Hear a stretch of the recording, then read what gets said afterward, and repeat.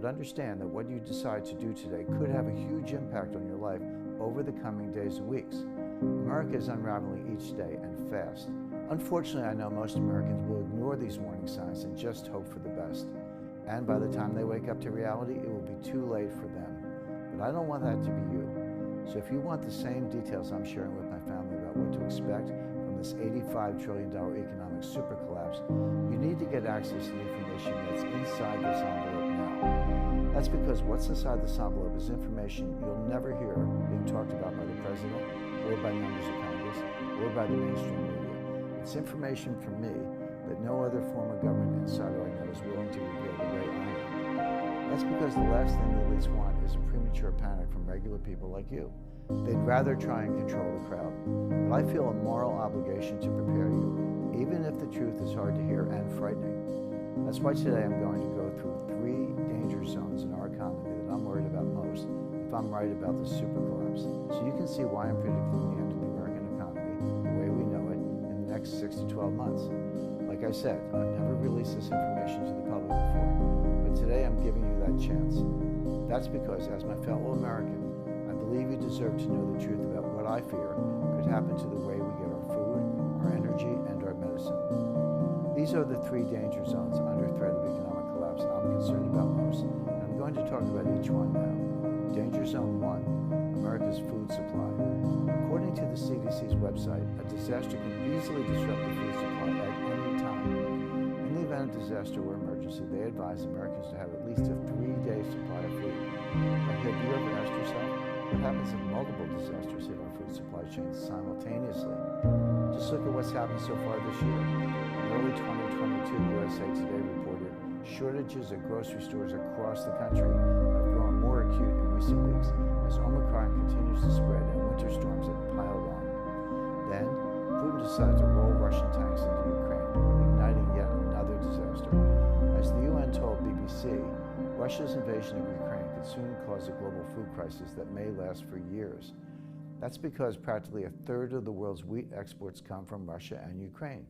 It's why just a few weeks later, Bloomberg wrote, U.S. bread makers fear soaring costs as turmoil engulfs the wheat trade. Of course, wheat is hardly the only thing stores need to sell bread. What about the plastic or paper the bread is wrapped in? What about the ovens used to bake the bread?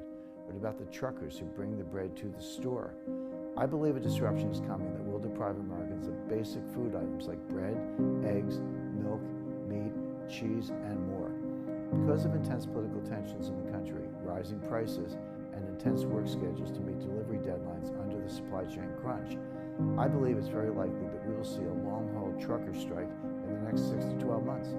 I believe that strike would last 2 weeks or more. And do you know what will happen when those long-haul truckers don't go to work for a week? Business Insider reported that when that happens, grocery stores would run out of food in 3 days. Then what? Is the CDC going to tell you they've updated the 3-day emergency guidelines on their website? It will be too late for you at that point. That's why, in just a minute, I'm going to tell you what I've been buying to protect my family before extreme food shortages hit later this year. I'll even tell you how long you should be prepared in a food emergency, because trust me, it's a lot longer than 3 days. If you want to ignore my advice after hearing what I'm doing, that's your decision. But I'm not going to sit on my hands and hope. And I don't want you to feel like that's your only choice either. Especially when you see that our food supply relies on another supply I'm also deeply concerned about. Danger zone number 2, America's energy supply. See, even after a trucker strike, the only way the trucks can deliver our food is if they have enough gas to run on.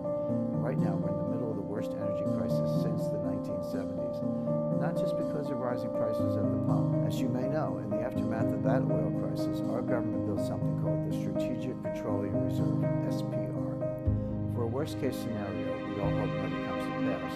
Over the last 50 years, it's grown steadily from administration to administration, having recently hit $564 million of oil. And then suddenly, everything changed. As NBC wrote, under Biden, U.S. oil reserves to drop by 40%. The article continues. The number will fall to 384.6 million barrels, a level not recorded since 1984. The scary part of this is that the SPR is not actually meant to last us very long. According to one estimate I found before Biden's latest action, it could supply us with oil for about 1.5 years without being replenished. Of course, now that we have 40% less oil, that supply would run out 40% faster. I believe that instead of that oil reserve lasting us a year and a half, it will last us less than a year.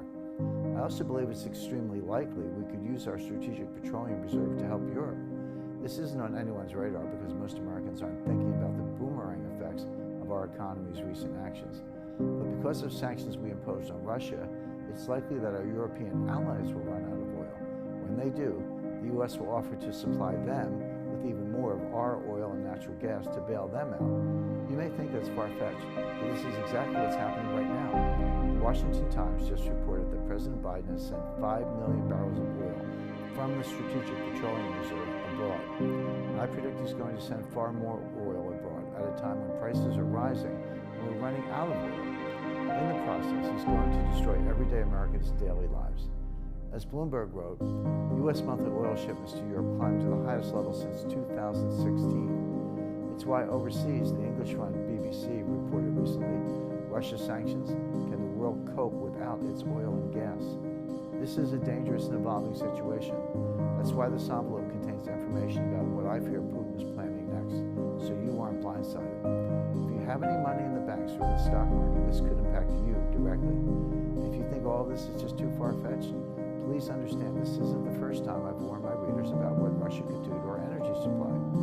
A decade ago, in my best-selling book, Currency Wars, I wrote, Russia's use of natural gas as a geopolitical weapon goes beyond threats. Then earlier this year, I tweeted this. And while the situation surrounding the way we get our food and energy is bad, it's this next danger zone that keeps me up at night. Danger zone number 3, America's medicine supply.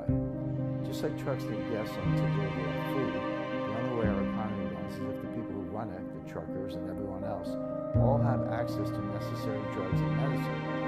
Up until recently, that may have sounded like a foregone conclusion, and government officials might have reminded us about the other strategic reserve in our country. I'm talking about the Strategic National Stockpile, America's largest reserve of drugs and medical equipment. But then COVID hit. As NBC News wrote, the country's largest repository of drugs and medical equipment is designed to be used as a stopgap, not a solution, during emergencies. Fighting the COVID-19 pandemic was just one emergency that taxed the system. But I believe another catalyst event will be breaking the medical system altogether. Based on my research, it will likely be because of the U.S. officially entering a geopolitical conflict. Rosemary Gibson, a senior advisor on healthcare, warned government officials about just that back in 2019, saying, medicines can be used as a weapon of war against the United States. Think about it, we're the world's largest economy. That means we have a bullseye on our back. What second largest world economy do you think might have an interest in taking us down? Of course, I'm talking about China. Sound too hard to believe? Well, did you know we get nearly half of all our penicillin from China? I doubt most Americans realize it, but this was stated publicly in a report published in 2019. I believe a coming conflict with China, it could be another trade war, internal conflict within China, or even a serious conflict militarily between us and China, will lead to a major breakdown in the critical drug supply to the U.S. China has already had discussions.